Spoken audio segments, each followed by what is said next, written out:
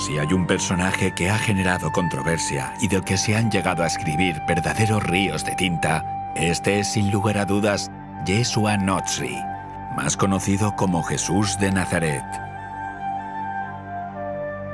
La mayor parte de los historiadores afirman que Jesús es un personaje real, que nació y vivió hace 2000 años en la antigua región de Palestina. Muchos profetas de la Biblia han hablado de él. Debía nacer en Belén. Además, tenía que ser descendiente de David, hijo de una virgen y también hijo de Dios.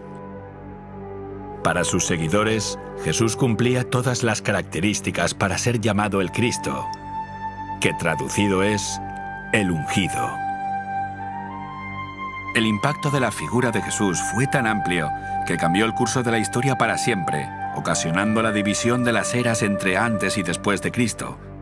Pero después de tantos siglos aún hay muchas dudas que nos asaltan. Desde la antigua Hispania hasta la India, se escuchaba de una forma u otra hablar de Jesús, pero no todos los expertos concuerdan en cuál fue realmente su historia. Los evangelios lo describen como el Hijo de Dios, el Mesías y Redentor del mundo. En la India se encuentra una tumba que lleva su nombre. El Islam tradicional cree que Jesús realmente no murió en la cruz. Si esto es así y Cristo no murió, tampoco habría resucitado. ¿Existió realmente Jesús? ¿O la historia que cuentan las vidrieras es solo una fábula? ¿Era Jesús el Mesías prometido? ¿Son ciertos los evangelios? ¿O son el producto de una leyenda que fue creciendo con el paso de los siglos? ¿Pudo ser que Jesús no muriera en la cruz? Se conocen muchas más personas que se autoproclamaban Mesías en el mismo período de la historia. ¿Era tan solo Jesús uno más entre todos ellos? ¿Y si realmente no hay nada de milagroso ni especial en la figura de Jesús? Estas son las dudas que asaltan a los científicos y es exactamente lo que cualquiera podría pensar utilizando un razonamiento lógico.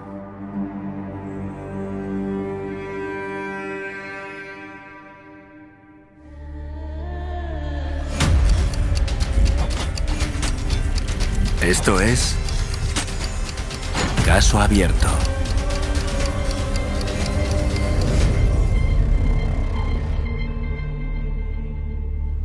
Necesitamos encontrar a las personas que estuvieron con Jesús personalmente y que dejaron su testimonio por escrito. Alguien que escuchara sus enseñanzas y viera sus milagros. Un testigo de su muerte o incluso de su resurrección. Personas que no tuvieran intereses personales y que su única preocupación fuera plasmar la verdad sobre Jesús. Los evangelios hablan con mucho detalle sobre la vida de Jesús, las circunstancias especiales de su nacimiento, su vida, sus viajes, sus milagros, su muerte y resurrección. Pero, ¿cómo podemos saber si realmente fueron ellos los autores? En los evangelios de Mateo, Marcos, Lucas y Juan no se especifica quiénes fueron los que lo escribieron. Pero a pesar de eso, ya en los primeros siglos del cristianismo se consideró que fueron ellos los autores. Nunca se dudó de eso. No hay motivos para sospechar otra cosa. Si los autores de los evangelios hubiesen sido personajes inventados, los que lo escribieron habrían intentado darle autoridad a sus relatos poniéndoles nombres de personajes relevantes. Esto es lo que ocurre con los evangelios apócrifos, que se escribieron siglos más tarde. Se creó el Evangelio de María, por ejemplo, el de Jacobo, el Evangelio de Felipe, entre otros. En cambio, Mateo era recaudador de impuestos. Esto no da renombre al evangelio que lleva su nombre, porque estaban mal vistos. Tampoco Marcos y Lucas tenían mucha autoridad, ya que no fueron discípulos directos de Jesús. Que no fueran los autores idílicos hace que su autoría sea más creíble. Los evangelios son fiables desde el punto de vista histórico.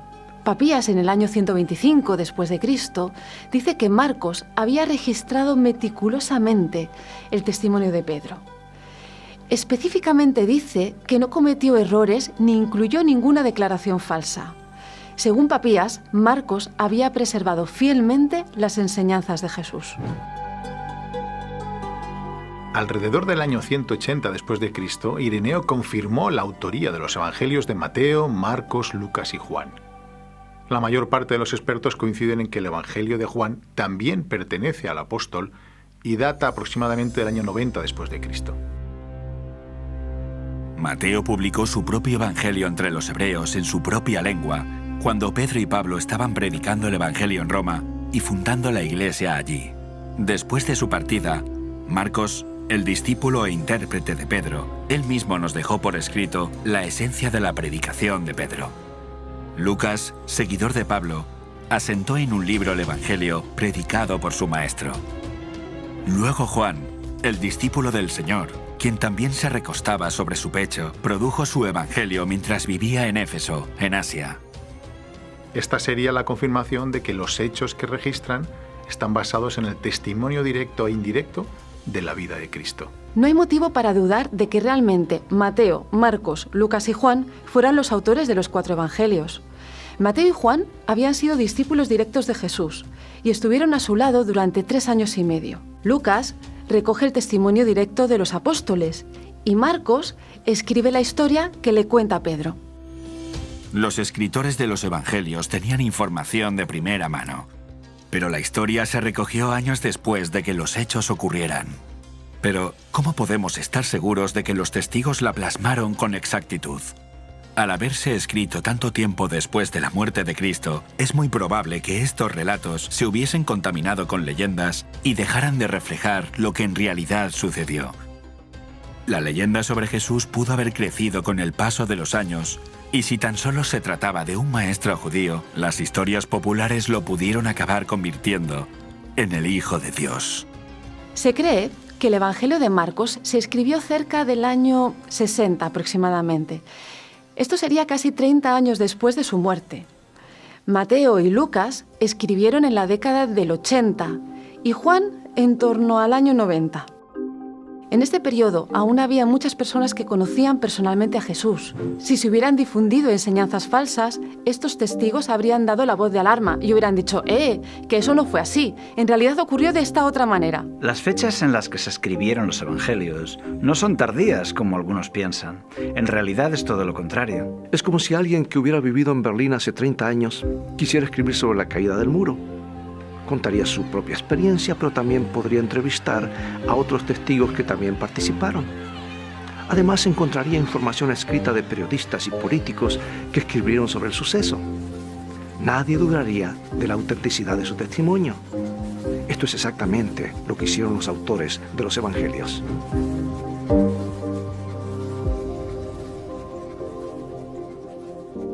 Arriano y Plutarco escribieron la biografía de Alejandro Magno 400 años después de que hubiera muerto.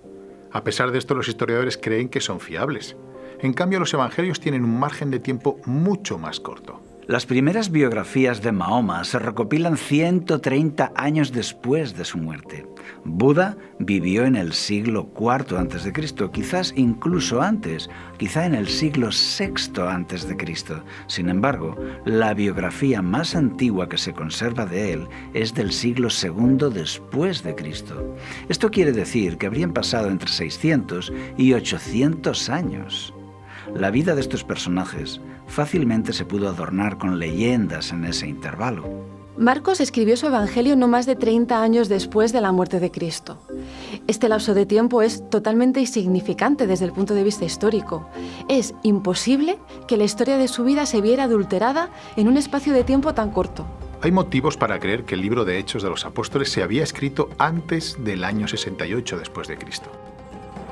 Hechos no cuenta la muerte de Pablo, de manera que es muy probable que el libro terminara de escribirse antes de que muriera a manos de Nerón.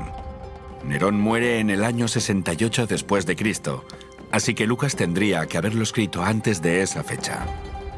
Además, Hechos es la segunda parte del libro de Lucas, por lo que su evangelio, que es la primera parte de la historia, tuvo que escribirse antes. Esto significa que el evangelio de Marcos es incluso anterior, porque Lucas recoge algunos elementos de Marcos. La realidad es que no pasaron más de 30 años entre la muerte de Cristo y el momento en que se escribe el primer Evangelio. Es muy poco tiempo. No es posible crear una leyenda en este espacio de tiempo tan corto. Tenemos un dato muy interesante que nos señala que desde el principio se creía que Jesús era el Mesías. Estas son las primeras cartas de Pablo, que se escribieron a finales de la década del 40. Esto es, incluso antes que los propios evangelios. En algunas de sus cartas, el apóstol Pablo incorporó algunos credos e himnos de la iglesia cristiana primitiva que datarían de los primeros años después de que Jesús resucitara. Quizá el más importante de todos se encuentra en 1 Corintios capítulo 15, entre los versículos 3 y el 7, donde se señala a Jesús como el Mesías. Porque primeramente os he enseñado lo que asimismo recibí, que Cristo murió por nuestros pecados conforme a las Escrituras, y que fue sepultado, y que resucitó al tercer día conforme a las Escrituras, y que apareció a Cefas y después a los 12. Después apareció a Jacobo y después a todos los apóstoles.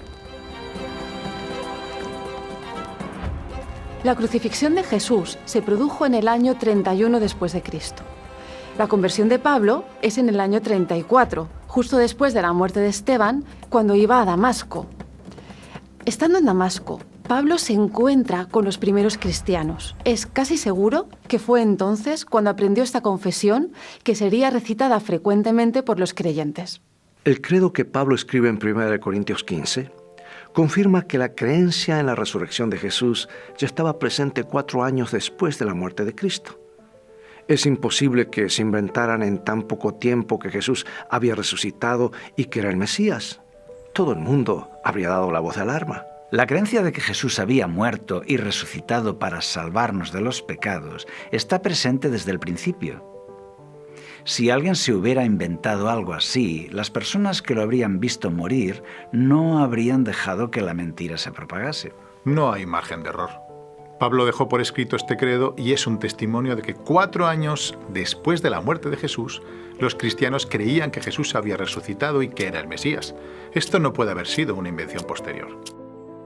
Las leyendas necesitan muchos años o incluso siglos para formarse. Además, si el relato de los evangelios no hubiera sido cierto, tendríamos testigos desmintiendo lo que decían sus discípulos. Pero en lugar de refutarlo, lo confirman.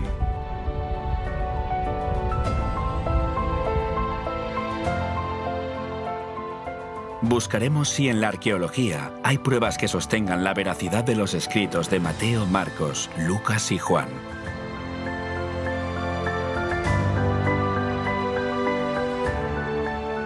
La arqueología solamente da una visión parcial de la historia. Al fin y al cabo, cuando un arqueólogo excava un yacimiento, en realidad se encuentra con la basura, es decir, todo lo que las personas que vivían allí o los conquistadores de una ciudad no querían llevarse. Es como tratar de averiguar lo que hace una familia escarbando en la basura que dejan en la puerta de su casa. Se pueden conseguir algunos datos, pero siempre tendremos una visión parcial. Así que tratar de demostrar que lo que dicen los evangelios es verdad a través de la arqueología no es posible al 100%.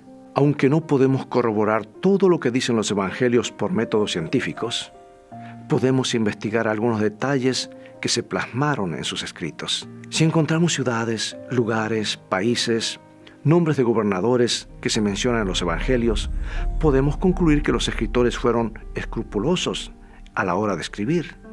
De la misma forma, podemos confiar en que fueron igualmente detallistas al escribir el resto del relato. El objetivo de Lucas es contar el relato de Jesús con precisión y con todo detalle. Él mismo lo dice al principio de su Evangelio. En el capítulo 1, versículo 3, dice: «Me ha parecido también a mí, después de haber investigado con diligencia todas las cosas desde su origen, escribírtelas por orden, oh excelentísimo Teófilo».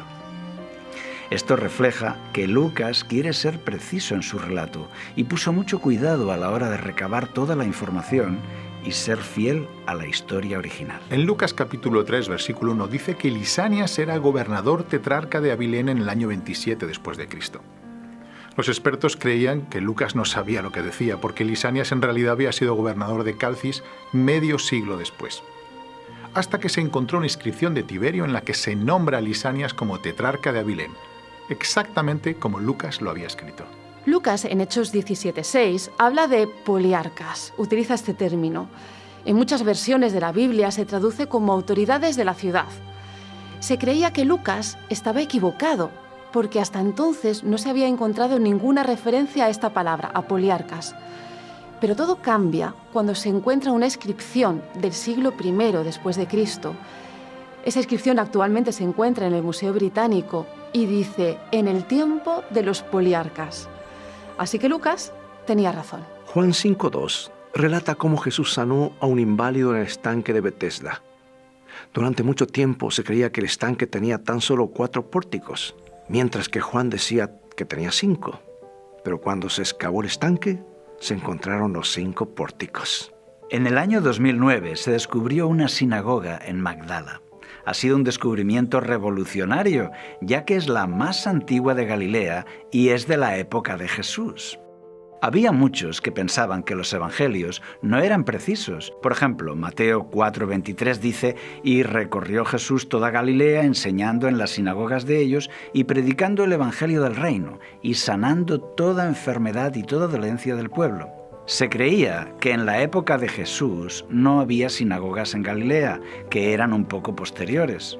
El descubrimiento de la sinagoga de Magdala es otra prueba de que los evangelios tenían razón. Algunos creen que era absurdo que el censo de Augusto ordenara que las personas viajaran a su ciudad de origen para ser empadronados, exactamente como le escribió Lucas. Pero curiosamente se encontró un edicto del año 104 después de Cristo donde Gayo Vibio Máximo, prefecto de Egipto, ordenaba volver a todos a su ciudad de nacimiento justo para empadronarse. Visto que el tiempo ha llegado para el censo, casa por casa, es necesario obligar a aquellos que por alguna causa están viviendo fuera de sus provincias a regresar a sus propios hogares, de manera que cumplan la orden regular del censo.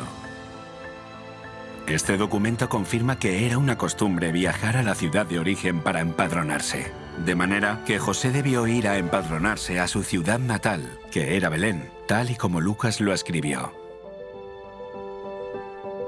Hay muchos arqueólogos que han examinado exhaustivamente todas las referencias a países, ciudades e islas que se mencionan en los evangelios, y no se ha hallado ni un solo error. Se han encontrado lugares que por mucho tiempo se creyó que no existían, como el estanque de Siloé, el pozo de Jacob y otros tantos. También se pensaba que Nazaret era un pueblo imaginario hasta que en 1962 se encontró una inscripción que nombra la ciudad de Nazaret. Realmente los evangelios se escribieron con mucha precisión. Parece ser que los autores de los evangelios fueron muy escrupulosos a la hora de describir todos los detalles.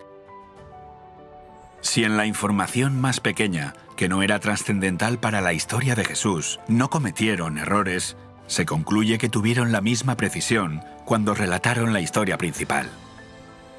Pero los evangelios no concuerdan entre sí en todos los detalles. Hay contradicciones entre ellos. ¿Acaso estos errores desacreditan otras partes de su narración? Si todos los evangelios se coincidieran en describir todos los detalles de la misma forma, pensaríamos que se copiaron o que se pusieron de acuerdo. Una de las aparentes contradicciones de los evangelios es que Jesús, estando con sus discípulos, dijo que moriría y resucitaría al tercer día. Y muchos han llegado a pensar que los evangelios se contradicen a sí mismos porque murió el viernes y resucitó el domingo. Esto es menos de 2 días. Pero en realidad, esto no es una contradicción. Los judíos contaban una parte del día como si fuera un día completo. El viernes lo contaban como un día. El sábado sería el segundo día. Y toda la noche del domingo se contaría como el tercer día. Hay diferentes versiones en los evangelios respecto a quiénes fueron los primeros en ir a la tumba el día que Jesús resucita. Por ejemplo, Juan dice que la primera en ir fue María Magdalena, mientras que Lucas dice que fue un grupo de mujeres. En realidad, esto no es una contradicción. Posiblemente fue un grupo de mujeres a la tumba, como dice Lucas, mientras que en ellas estaba María Magdalena, tal como dice Juan. El hecho de que los evangelios coincidan en los aspectos importantes y solamente varíen en los detalles le da todavía más credibilidad al relato. Lo que al principio puede parecer una contradicción, en realidad tiene una explicación sencilla. Existen otras fuentes fuera de la Biblia que hablen de Jesús y en las que podamos confiar? ¿Confirman o contradicen el relato de los evangelios?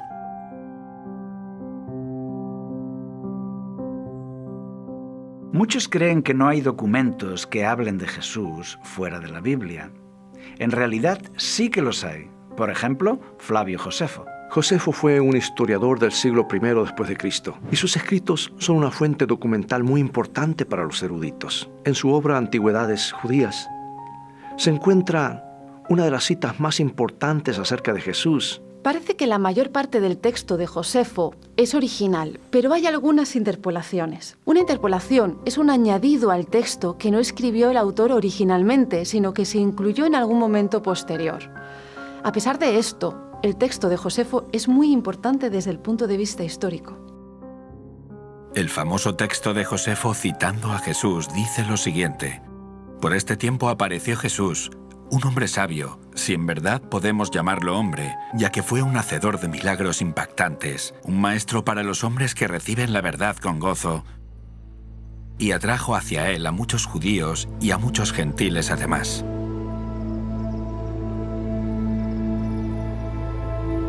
Era el Mesías. Y cuando Pilato, frente a la denuncia de aquellos que son los principales entre nosotros, lo había condenado a la cruz, aquellos que lo habían amado primero no le abandonaron, ya que se les apareció vivo nuevamente al tercer día, habiendo predicho esto y otras tantas maravillas sobre él, los santos profetas. La tribu de los cristianos, llamados así por él, no ha cesado de crecer hasta este día. Josefo comienza diciendo: por este tiempo apareció Jesús, un hombre sabio. Esta parte se considera original de Josefo. Un cristiano jamás se habría referido a Jesús como simplemente un hombre sabio. Luego continúa diciendo: ya que fue un hacedor de milagros impactantes, un maestro para los hombres que reciben la verdad con gozo, y atrajo hacia él a muchos judíos y a muchos gentiles. Esta parte parece coincidir con el estilo de escritura de Josefo y por lo general se considera que es un texto auténtico. Más tarde escribe: y cuando Pilato, frente a la denuncia de aquellos que son los principales entre nosotros, lo había condenado a la cruz, aquellos que lo habían amado primero no le abandonaron. Esta sería de nuevo una parte original de Josefo. Termina diciendo: la tribu de los cristianos llamados así por él no ha cesado de crecer hasta este día. Esta también sería una parte original de Josefo. Este texto nos da mucha información valiosa. Dice que era un maestro, que hubo muchos judíos y extranjeros que le seguían. Además, confirma el relato de los evangelios de que Pilato le condenó a la cruz y que después de su muerte se inició un movimiento religioso que se extendió ampliamente. Josefo es un historiador que los expertos utilizan a menudo para documentarse. Su testimonio se considera especialmente importante en relación al período de los reyes de Israel en adelante, y los expertos coinciden en que la información que él da es fiable. Hay muchos detalles que sabemos gracias a Josefo y que la arqueología ha confirmado después. Por ejemplo, describe con detalle el asedio por los romanos a Masada, una fortaleza que más tarde se descubrió, y sus excavaciones confirmaron el testimonio de Josefo.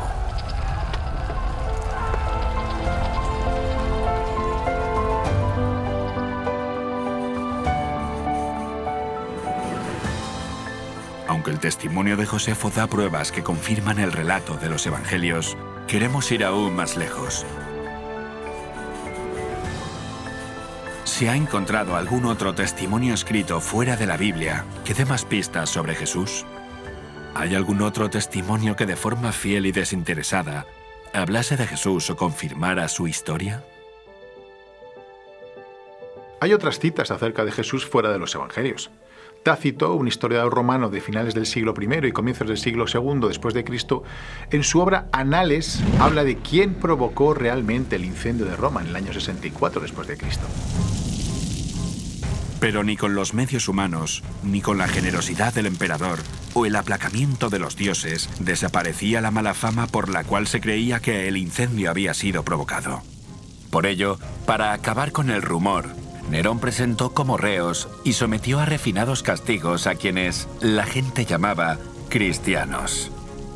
El fundador de la secta, Cristo, había sido castigado con la muerte durante el reinado de Tiberio por el procurador Poncio Pilato, y la fatal superstición, momentáneamente reprimida, irrumpía de nuevo, no solo en Judea, origen del mal, sino también en Roma.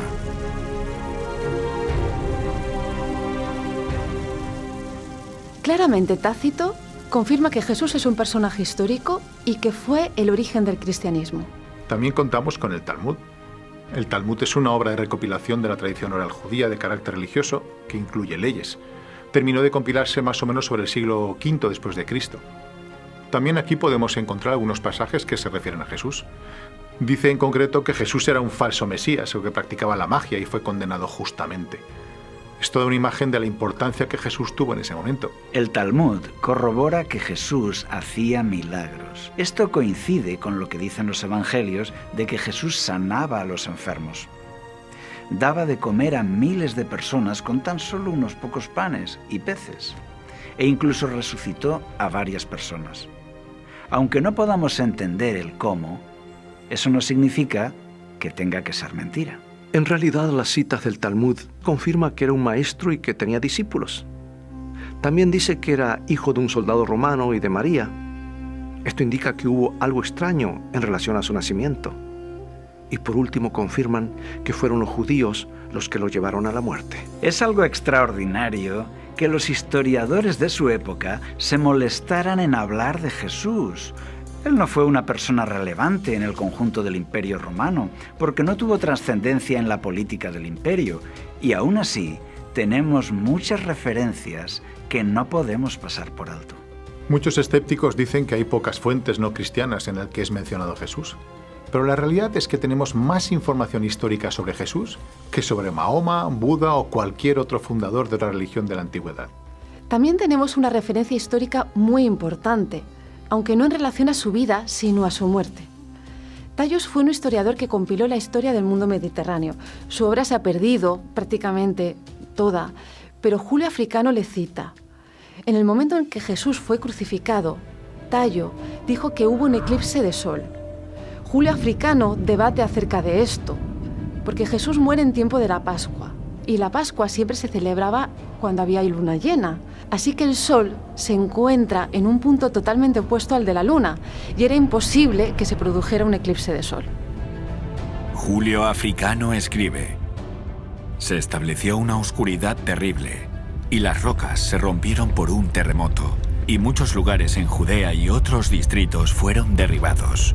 Tallus, en el tercer libro de su historia, explica esta oscuridad como un eclipse de sol, lo cual me parece irrazonable. La oscuridad y el terremoto de los que habla Julio Africano coinciden de forma precisa con el terremoto y las tinieblas que señalan los evangelios que suceden en el momento de la muerte de Jesús. Las fuentes históricas confirman que Jesús hacía milagros, que era un maestro, que tenía muchos seguidores y también confirman su muerte en la cruz. Tenemos evidencias sólidas de que Jesús es un personaje que realmente existió. Ningún historiador pone esto en duda.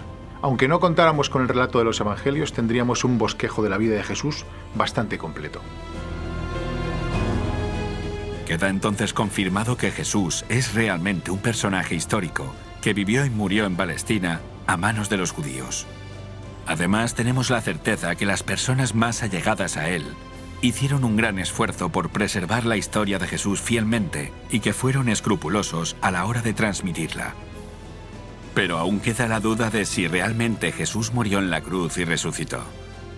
Algunos han sugerido que en realidad sufrió un desmayo y que después, con el frescor de la tumba, se reanimó.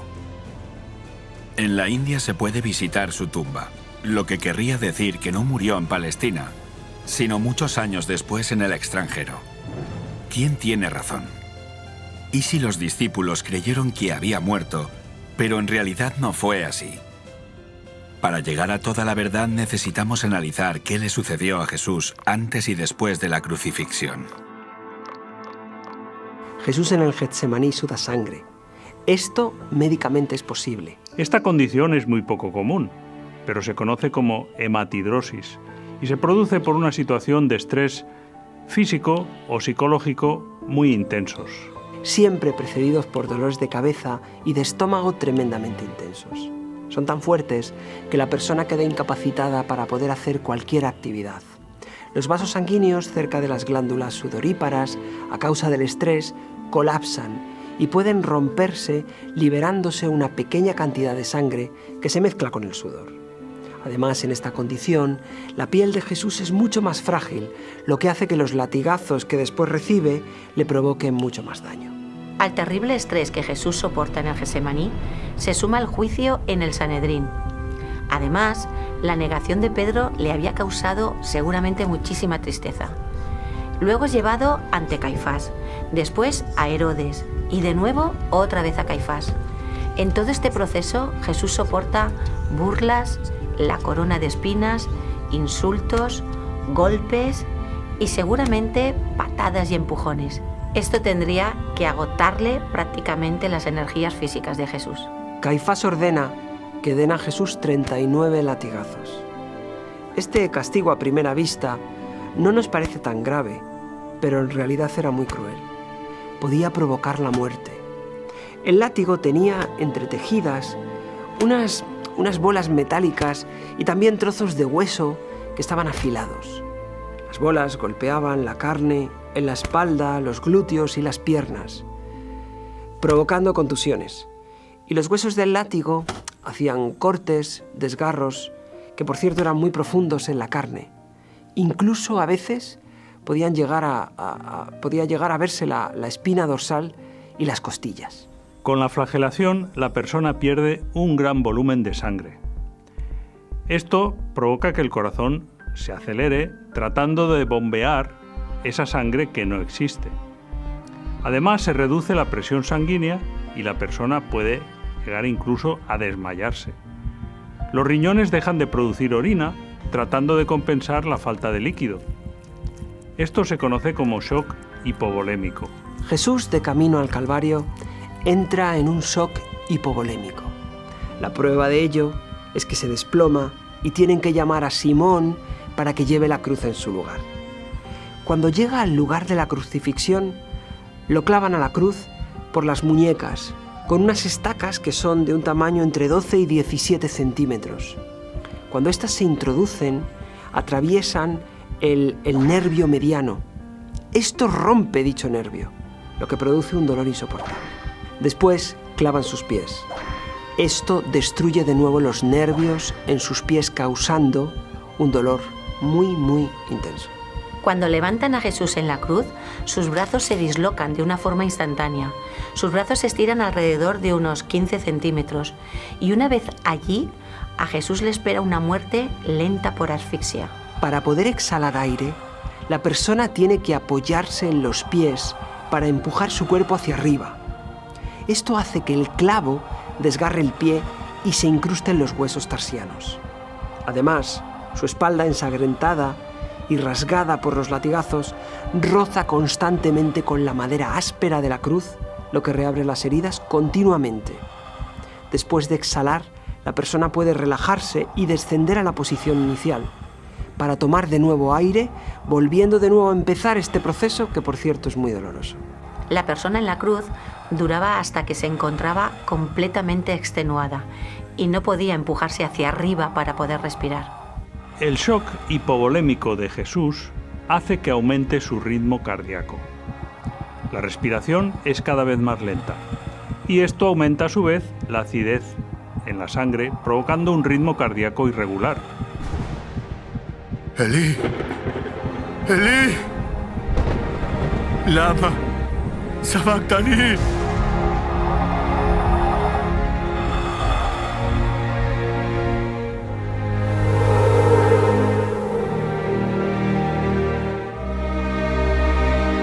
Jesús sufre un fallo cardíaco y junto con el shock hipovolémico hace que se acumule líquido alrededor del corazón y los pulmones.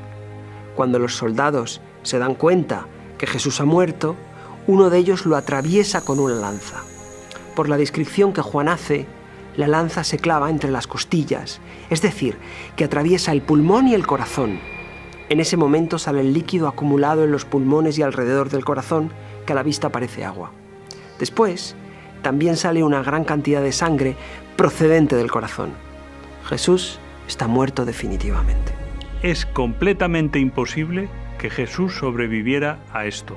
Si aún alguno pudiera tener dudas, la lanza con la que atraviesan el tórax y el corazón de Jesús hace que no haya ninguna posibilidad de supervivencia. Nadie, absolutamente nadie salía de allí con vida. Nadie podía sobrevivir a la tortura de los latigazos, el martirio en la cruz y la punta de lanza que atravesó sus pulmones y corazón. Jesús había muerto y fue sepultado en una tumba cercana la tarde del viernes. Pero domingo de mañana, el cuerpo de Jesús no estaba en la tumba. ¿Pudo suceder que Jesús no resucitara, sino que alguien robara su cuerpo? Quizá los discípulos mintieron para hacer cumplir las palabras del propio Jesús cuando dijo que resucitaría al tercer día. Robar el cuerpo de Jesús haría que la gente no se burlara de ellos ni de su creencia de que era el Mesías prometido. ¿Puede ser que todo el movimiento cristiano se haya construido sobre esta gran mentira? Los judíos piden a Pilato que les proporcione una guardia para custodiar la tumba de Jesús.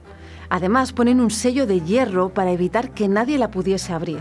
Era absolutamente imposible robar el cuerpo de Jesús. Después de la muerte de Jesús, los discípulos estaban decepcionados y avergonzados por lo que había sucedido. Tenían la esperanza de que Jesús fuese el Mesías y no sabían qué hacer ante su muerte. Y cuando las mujeres que fueron a visitar la tumba vuelven diciendo que Jesús había resucitado, los discípulos no les creyeron.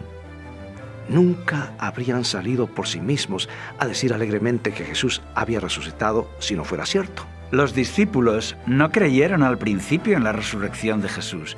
Tuvieron que verle con sus propios ojos para creerlo. No estaban preparados para encontrarse con un Jesús resucitado, restaurado a la vida.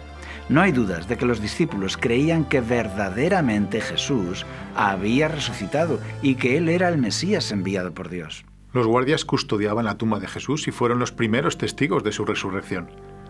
Fueron ellos a los fariseos y les contaron que Jesús había resucitado.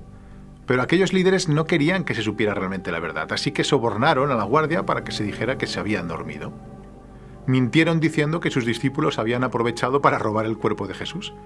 Y de esta forma los propios fariseos confirmaban que la tumba de Jesús estaba vacía. Pero esto no deja lugar a dudas de que Jesús era el Mesías. Lo proclamaron a costa de sus propias vidas. Nadie muere defendiendo una mentira. Tenemos el testimonio de los soldados romanos apostados delante de la tumba de Jesús y la declaración de los fariseos que corroboran que su cuerpo ya no estaba en la tumba. Pero también tenemos la evidencia de las 500 personas que vieron a Jesús resucitado. Pablo dice claramente que muchas de esas 500 personas aún estaban vivas en ese momento. Así que cualquiera podía ir personalmente y preguntarles. En un juicio real, el testimonio de una sola persona puede ser suficiente para dictaminar una sentencia a favor o en contra.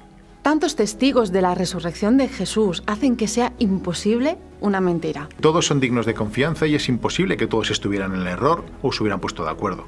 La mayor prueba de que Jesús apareció resucitado es que muchos escépticos se convirtieron. Pablo, por ejemplo, una persona como Pablo, acérrimo perseguidor de la iglesia cristiana, necesitaba una prueba irrefutable de que Jesús había resucitado, causando la gran sorpresa de todos. Si el cristianismo se propagó como la pólvora dentro del Imperio Romano es porque nadie podía contradecir el hecho de que la tumba de Jesús estaba vacía. Eso era una realidad para todos ellos. En la investigación de un caso real no necesitamos tener todas las pruebas para llegar a una conclusión. Un juez no tiene toda la información en su mano, pero sí la suficiente para reconocer los indicios y llegar a un veredicto. De la misma forma, las pruebas aportadas en el caso de Jesús deben ayudarnos a decidir cuál es el resultado de la investigación.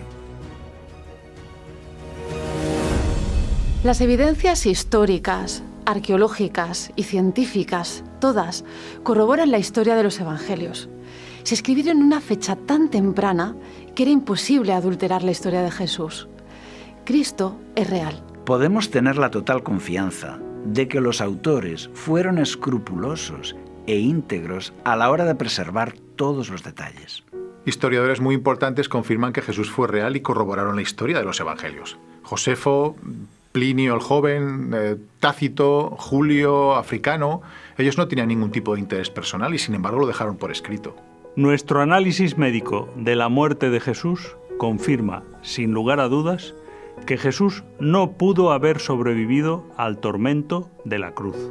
Tantos testigos de la resurrección no se pueden pasar por alto, y la tumba vacía es la prueba definitiva de que Jesús era el Mesías, el Hijo de Dios. La tumba vacía es algo que se escapa a nuestra comprensión, pero fue suficiente para que millones de personas a lo largo de toda la historia de la cristiandad murieran defendiendo su fe.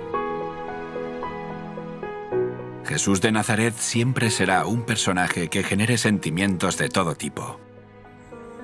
Jesús, un hombre que revolucionó el mundo y trastocó los pilares en los que se sustentaba, cuyas enseñanzas cambiaron la forma de pensar y de relacionarse con los demás.